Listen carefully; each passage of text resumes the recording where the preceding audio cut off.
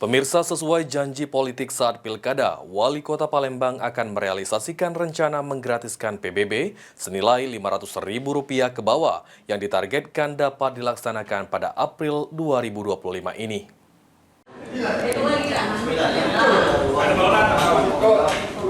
Sesuai dengan janji politiknya saat pemilihan kepala daerah lalu, Ratu Dewa akan merealisasikan rencana menggratiskan pajak bumi dan bangunan atau PBB dan nilai jual objek pajak senilai Rp500.000 ke bawah. Sejauh ini progres rencana tersebut sudah sampai ke tahap penandatanganan peraturan wali kota atau Perwali Palembang dan saat ini tengah dalam tahap pengkajian objek pajak serta pemantauan di lapangan. Direncanakan pada bulan April ini rencana menggratiskan PBB dan NJOP senilai Rp500.000 ke bawah akan direalisasi. Maka dari itu saya ingin pastikan betul hari ini dan ke depan juga akan saya lihat secara langsung ke lapangan.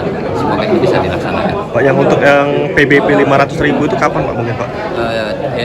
Perwalinya sudah saya tanda tangan, termasuk progres ke lapangan juga. Mungkin dalam waktu dekat April sudah mulai jalan.